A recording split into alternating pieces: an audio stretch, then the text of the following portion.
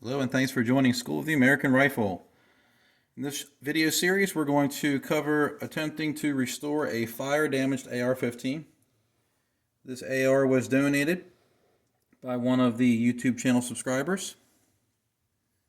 They did have an insurance payout on it, so they were reimbursed for damage to the gun, so it was a total loss based on the insurance company. We're going to see what we can save on it. So first thing, you can see that there is a good bit of rust on all the steel components. The pistol grip has melted, the stock is non-existent on it, and the handguards have melted off of one side completely. Based on what I'm seeing, and I have a good bit of experience with working on fire damaged guns as a gunsmith, this gun can be saved for the most part. We will have to replace things like springs due to the heat that it was exposed to. The receivers are definitely weakened based on the temperatures they were exposed to. 70-75 aluminum shouldn't go above 275 degrees. So the good news is these things don't contain a lot of pressure, so they wouldn't be something I would trust for a defensive or duty gun, but for something that is for the range for plinking, it should be fine. The areas that we will have to take caution with will be the bolt and the barrel, because those things contain pressure, high amounts when it's fired. So the first thing we're going to do is we're going to render this thing in a safe status. I have done a basic chamber check on it, but just to show everyone watching, we're going to separate the upper from the lower. We're going to remove the burnt up pistol grip, and we're going to submerge it into some evapor rust. So you can see I have a bunch of empty bottles here. These were donated by my friend Dave Costello. I normally buy a big old bottle like this from Harbor Freight or Amazon. Your local hardware store might even have it. I've even seen it at some places such as Walmart. Really good stuff for removing rust. So we're going to let it soak for I'd say 2 days at least. Usually overnight it's okay, but we're going to let it soak for 2 days before we try to get into any extensive breakdown.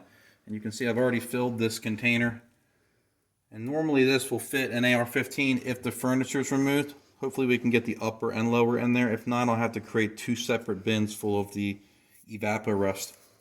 So let's go ahead and get to it. Let's flip this thing over. As you can see, the bolt carrier is slightly out of battery. I want to see if the charging handle will retract. And it is clear. Let's see if I can get some type of light.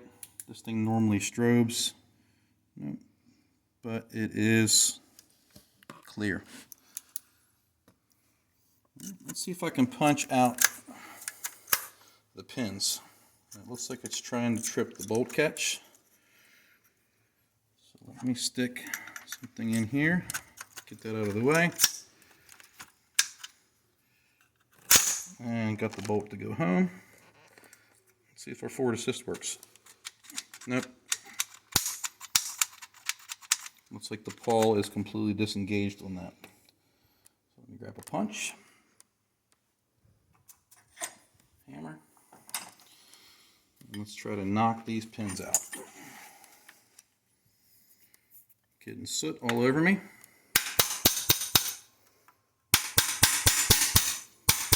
Front pin's in pretty good. A lot of people, when we did the teaser video, made comments about how it's a total loss, and that rear pin is gone. And look, it did break when we hit it. Opined about how this thing is a total loss, and it could possibly be a total loss. Doesn't look like the receiver broke here. We just lost a piece of the rear pin. There it is in my hand. We'll have to put a new rear takedown pin in. There's the detent there. So some parts are definitely brittle.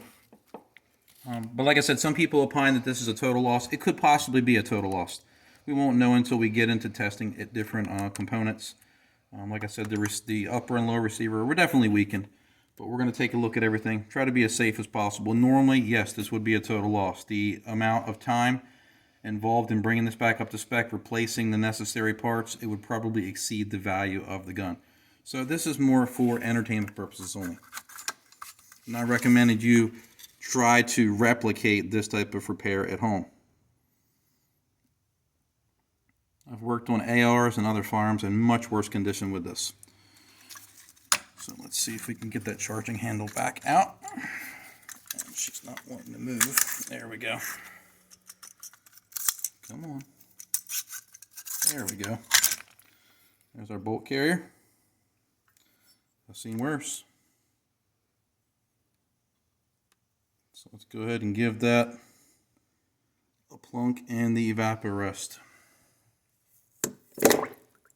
Made a little bit of a mess there, but oh well. Let's keep moving. I'll take the charging handle out. Spring's still working, which is a good sign. Normally, really high temperatures, springs will completely fail. So this is a good sign that it wasn't too hot. I'm not 100% sure if it's not warped, but we'll go ahead and put it in there. All right, upper receiver's clear. Let's see if we can get this Chinese optic off here.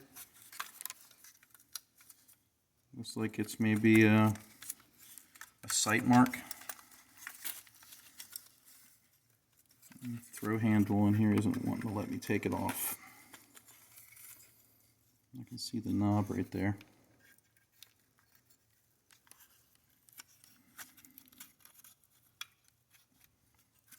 You may have to put it in here with the sight. We're going to pause the video. I'm going to clear this stuff off the bench so I can make more room. We'll be right back. All right, we cleared our bench a little bit, and let's see if we can get this pistol grip off since the other things were giving me trouble. So get a bit driver, try to get this melted grip off. Screws turning, that's a good sign.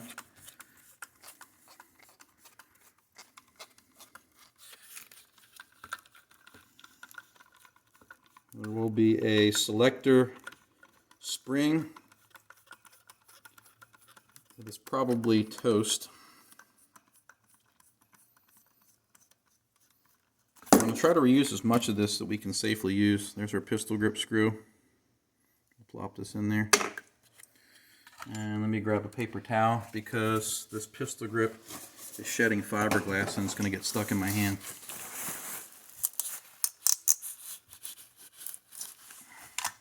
There's our spring. I don't think I'll be able to get that out. I'll just consider the spring a loss. We'll save this for the bin of shame. It looks like some kind of animal waste. It's gross. Set that aside. Let's take our buffer spring out. It's odd. There's no buffer. So I'm thinking this thing was stored up. No, look at this. Somebody didn't put this together right. Alright, let me grab a punch. Push this detent assembly down if I can get it to go down, and there's our buffer. Now this is another pretty good sign. Now one thing you'll notice out of the gate is look how short the spring is. This is what corrosion and heat will do to a spring. So this thing was under compression, a lot of heat was exposed, and it killed the spring. Normally this buffer spring, I'm going to come to the front of my bench, right here where we have a little yardstick. Normally our buffer spring for a carbine should be 10 1/16 to 11 1/4. So let's measure. We're a little over 8. So this spring here, definitely done. We're not going to try to save that. This will be bin of shame. No good. Right, but I can still hear the buffer weights in there. There's little rubber pads in between here. Look, this gun did go off. There's a primer in there. Look, one primer. I don't know why there's 2 primers.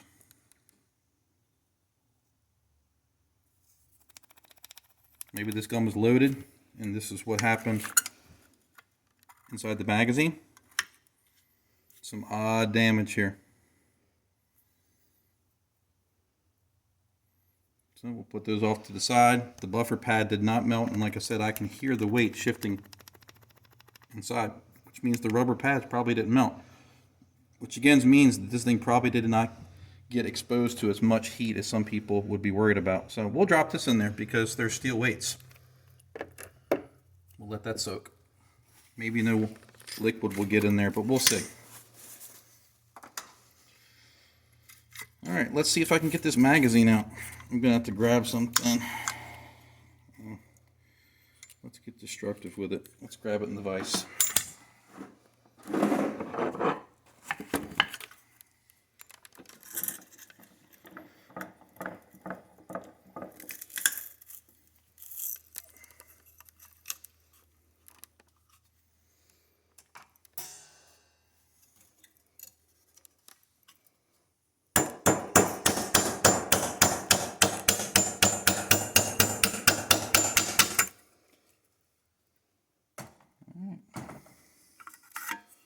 Got that out.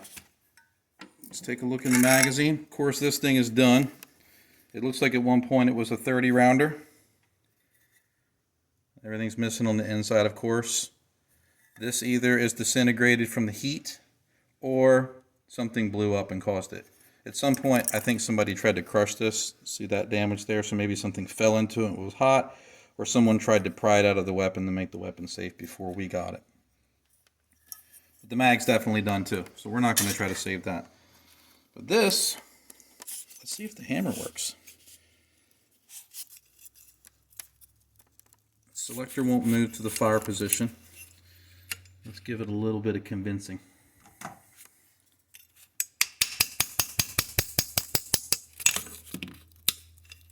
Look at that. Disconnect works. It's a little sluggish. Trigger pulls.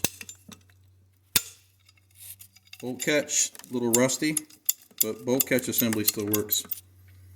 Selector is extremely sluggish. It's not staked. Uh-oh. That's a joke, guys. Trigger guard melted on it. You have the roll pin, so it may have had a plastic trigger guard on it. Not too bad. So let me pop that back in. Don't want to break this, and let's plop it in. Look at all that rust falling out. Oh, that's pretty loose. We'll leave it be. Ready? I might need to add some more Vapor Rust. We'll see in a minute. Alright, we're going to pause the video for a minute, and I'm going to try to get this sight mark off, and we'll come back. Alright, we're back, everyone. I found some needle nose that'll fit down in here so we can get this sight mark off, but when we were doing this, I noticed on the bench we have a little piece of brass here. So there was definitely ammunition in this firearm, whether it was in the magazine and it just detonated from the heat, or it was maybe in the gun. But we definitely had something blow up in here too. So we'll save that shrapnel. I found 3 primers so far. 1, 2, 3. None of them have the anvils inside of them. And a piece of brass.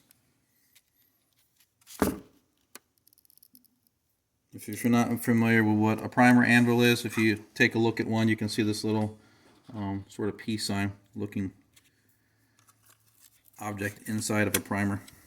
Alright, so what I'm going to do is I'm going to try to grab this screw here, and I'm not sure if we can see that with the camera. It's sort of spinning right now. I want to stabilize that while I try to rotate this lever. It doesn't want to spin, but I'm going to break it. Because obviously this thing's no good. Alright, we got the pin out. It's not grabbing the rail now. Try to pry this off of something.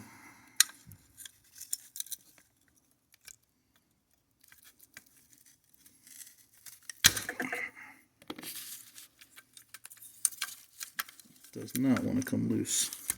So we're going to have to resort to violence.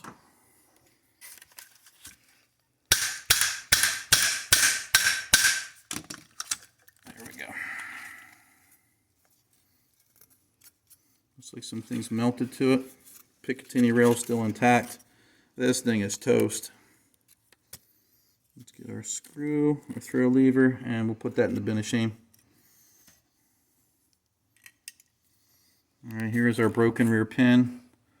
We're not going to save this either. I don't know if you guys can see, but right at the back it blew out when I was trying to knock it out. It's supposed to stop there, but either the heat damaged it or was a substandard part before we got our hands on it. Alright. This cover still got a little bit of springiness to it, but not that great. When I tried to hit the forward assist, nothing worked earlier. And I don't know if you guys can see in there, but the forward assist is moving, but it looks like the pawl is stuck in that upper position, so I'll try to get some light in there.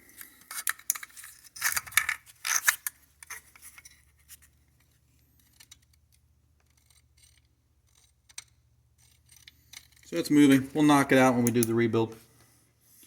Let's see if I can fit this into this bin.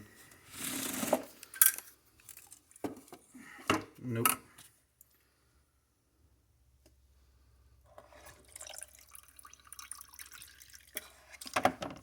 So here's what I'll do. I'll put this in here and let this stuff sit, and we'll do this separately. So what we'll do is we'll make sure all this stuff that's already in the bin gets brought back to life, and I'm just going to leave this out of the chemical for now, and we'll do that separately. Probably going to have to separate the upper from the barrel to make this fit in here, or find some other type of container to fit it in. I want to be able to soak the whole thing. Here's all the stuff that came out. Most of this is burnt up stock material, maybe some ash. Here's a little tiny screw here. It looks like it came from the site mark. We'll take that out. Put it there. I don't see anything else. I know, we're not doing CSI here, right guys? But it doesn't hurt to look. Alright, so what we'll do is we'll pause our video. We'll let it sit for a couple days. We'll start the video up again and see what we have in here, and then we'll move to the upper receiver. Like I said, we may have to do something where we have to separate the upper from the barrel, and that might be extremely difficult given the condition of the furniture and getting the barrel nut off without breaking the upper. A lot of the times when 70-75 is exposed to a lot of heat, it weakens, so we might end up breaking this upper receiver trying to separate the barrel from it. If that's what we have to do, that's what we have to do. So go ahead and stay tuned, and we'll be back.